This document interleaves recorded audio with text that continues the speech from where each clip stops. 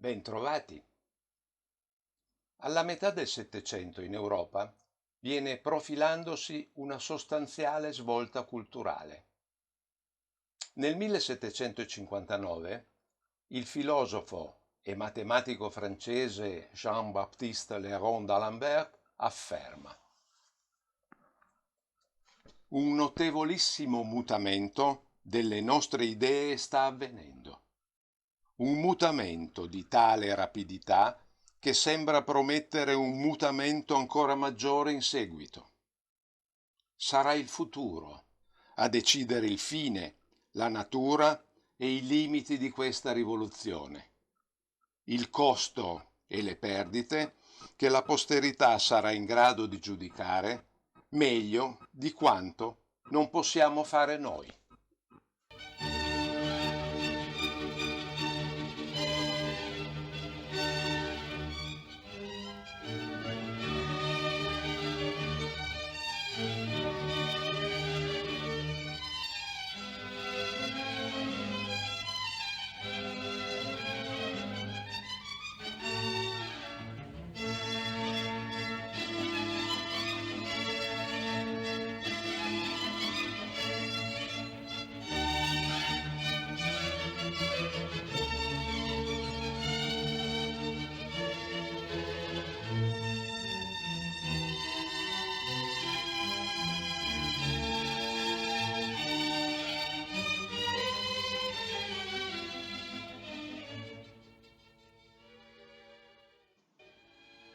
Il pensiero illuminista, con la sua carica eversiva, stava scalzando gli antichi valori.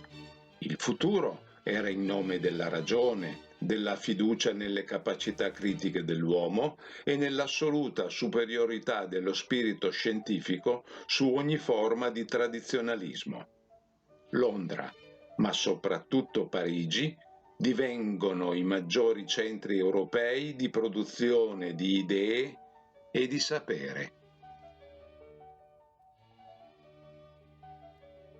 Nel 1751 esce in Francia il primo volume dell'Enciclopedia. L'opera era prevista in 17 volumi ed illustrava in ordine alfabetico i grandi progressi della scienza e della tecnica e discuteva i grandi problemi teologici, filosofici e politici. Dirigevano il progetto Denis Diderot e il d'Alembert, ma al compimento dell'impresa vennero chiamati i migliori pensatori del partito dei filosofi. Il primo volume di questo dizionario ragionato delle scienze, delle arti e dei mestieri incontrò l'opposizione delle forze più conservatrici ed in primo luogo i gesuiti. L'opera però riuscì a superare tutte le opposizioni e nonostante la condanna da parte del Papa Clemente VIII, l'enciclopedia arrivò al suo termine. Nel 1772 i 17 volumi di testi e gli 11 volumi di tavole erano completati. Le 4.250 copie stampate, nonostante il prezzo elevato dell'opera, erano state tutte vendute. In tutto questo ambiente culturale si afferma una graduale trasformazione del gusto e viene superato il tradizionale concetto di separazione tra arti liberali e meccaniche. L'espressione artistica si configurò in primo luogo come reazione alle formule tardo-barocche e rococò e a tutti quei valori che esse, si pensava, si identificassero. Il rococò era individuato come il gusto dell'Ancien Régime, criticato per frivolezze, superficialità, corruzione. All'interno di questa situazione viene sviluppandosi un nuovo orientamento artistico, che noi chiameremo neoclassicismo. Questa nuova tendenza influenzerà gli ultimi decenni del secolo XVIII e i primi del successivo.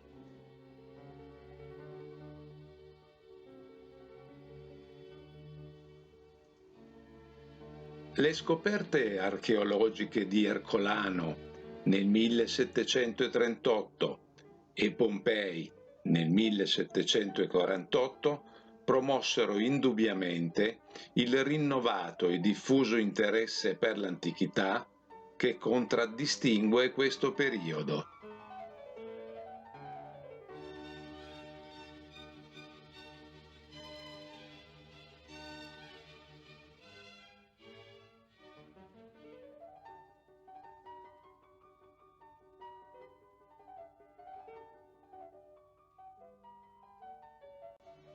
Ma l'interesse per l'antichità classica sottintendeva anche altri importanti valori, al di là di quelli estetici.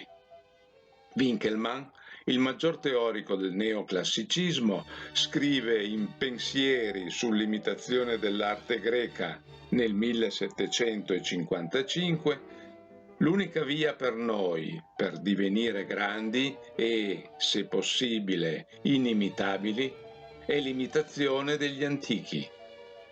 Ma l'imitazione indicata da Winckelmann non vuole essere sterile copia, ma tende a ideali estetico-etici ben più profondi. Oltre alla tradizione classica di ascendenza romana, si tende ad una Grecia felice e vagheggiata, depositaria dell'ideale bellezza che si esprime nella nobile semplicità e tranquilla grandezza.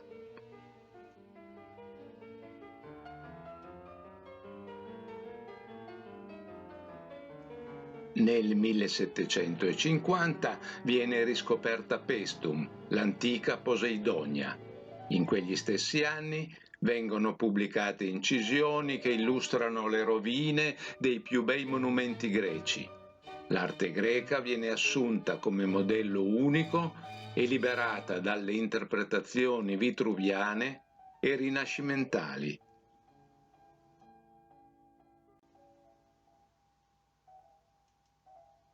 Appare chiaramente come la semplicità del bello neoclassico si ponga in netta antitesi alla grazia sensuale e capricciosa del rocaille. Questo concetto si esprime con la nobile semplicità e tranquillità delle forme. Altresì, il bello coincide con il buono, l'ideale estetico coincide con quello etico e politico.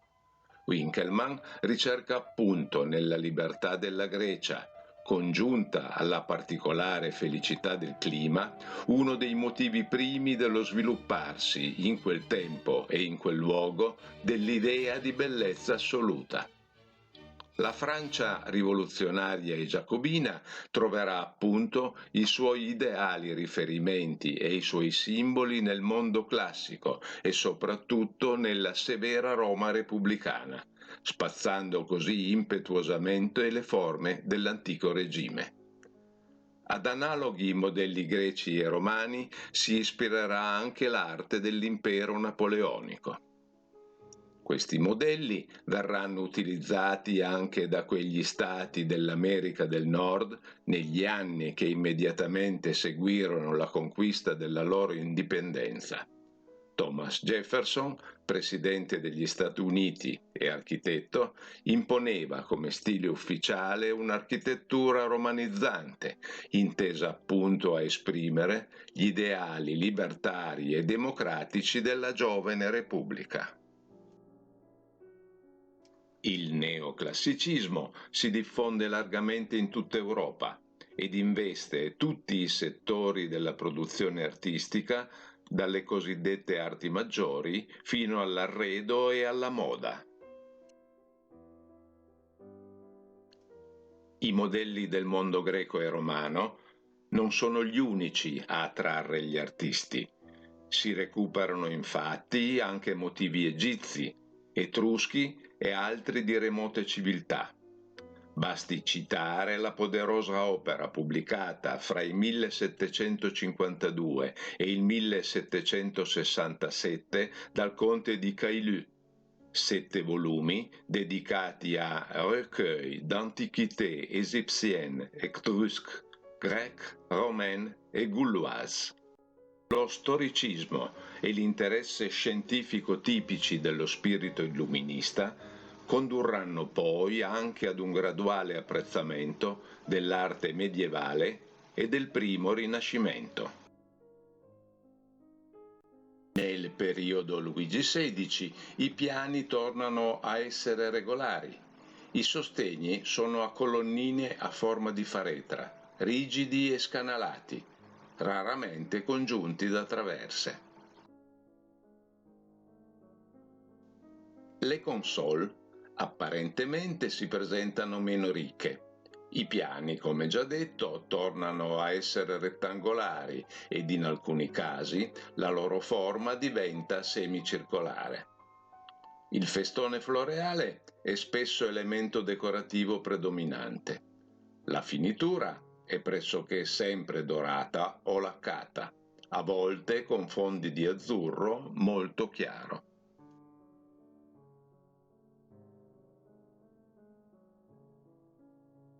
Altro elemento ornamentale molto usato nel periodo Luigi XVI è il vaso, nelle forme quali si presentava agli archeologi. Anche i cassettoni tornano alla linea retta.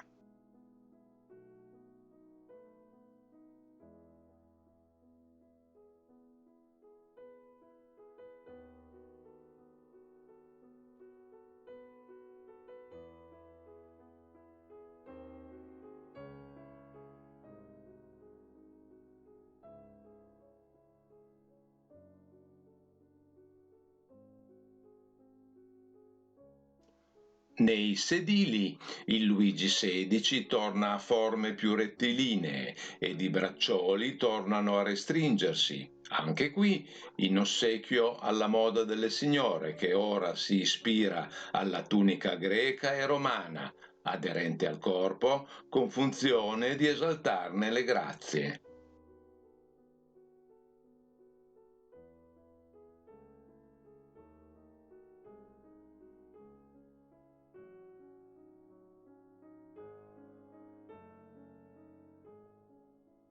Altre tipologie di mobili rispettano le impostazioni generali sin qui elencate.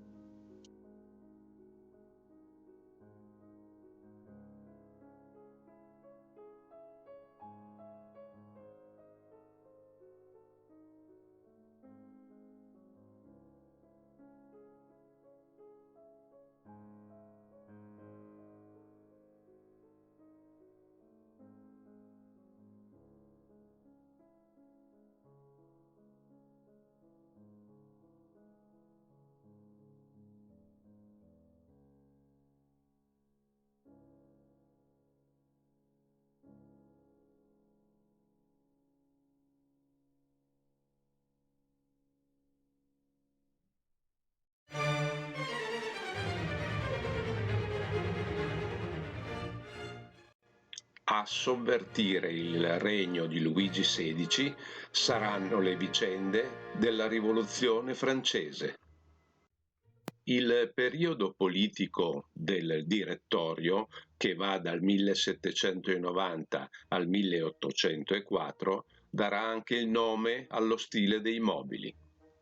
In questo breve lasso temporale si assiste, nella mobilia, ad un accentuarsi del rigore archeologico e nel contempo viene ad affermarsi una severità lineare che di fatto prelude e anticipa forme e ornamentazioni che saranno poi tipiche dello stile impero.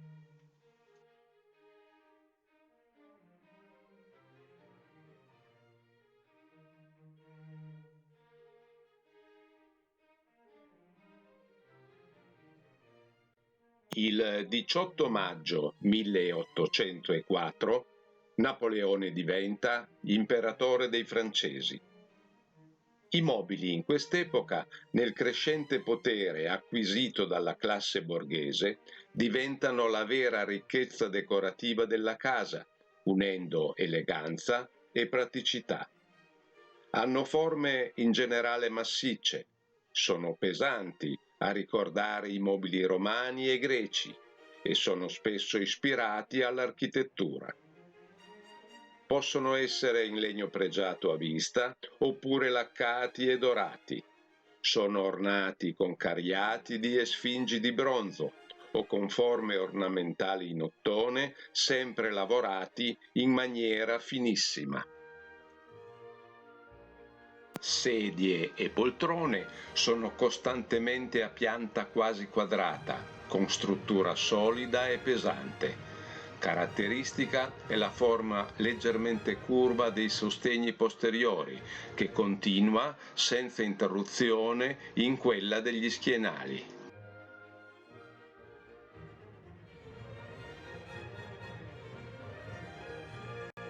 In questo periodo si scoperse a Ercolano un tripode in bronzo ora conservato a Napoli. Fu oggetto di ammirazione universale e subito imitato nei sostegni di fioriere e tavoli.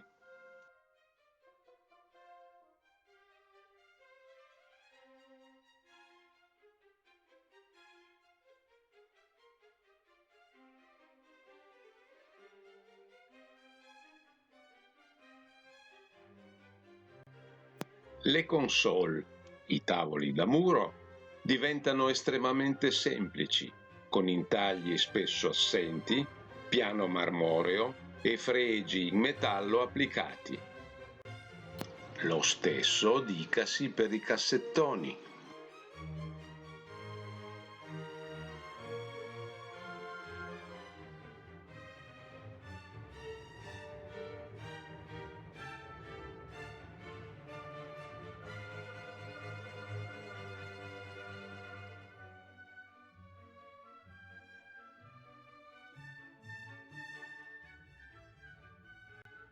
I letti possono essere di varie forme.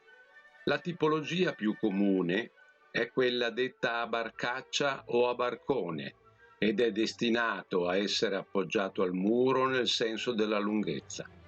La sola faccia decorata è quella in vista e le due testiere di medesima altezza sono ricurve all'indietro.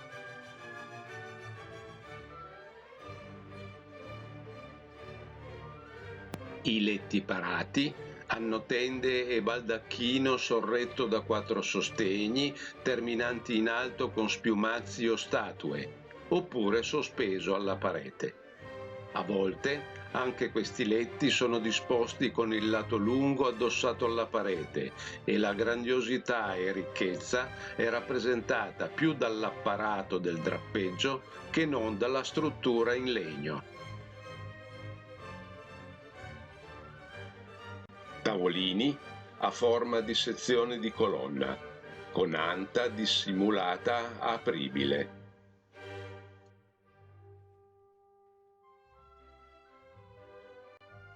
E così via, una serie di altri mobili con analoghi apparati decorativi e forme.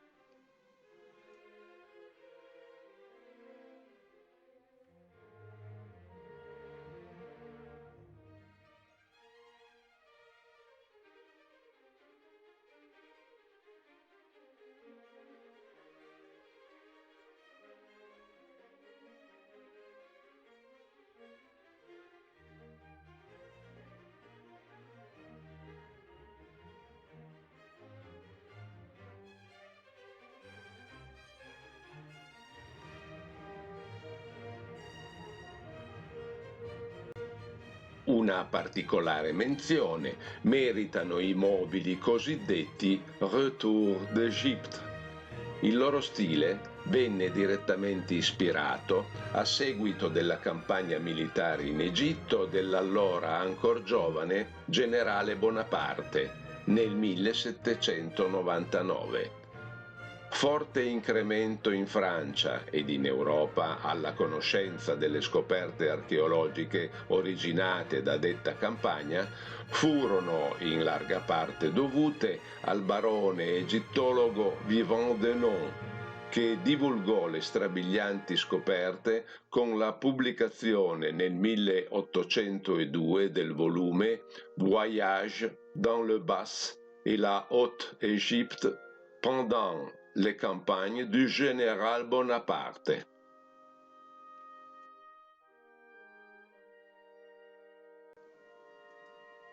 Terminiamo la presentazione dello stile impero con la visione di alcune cornici.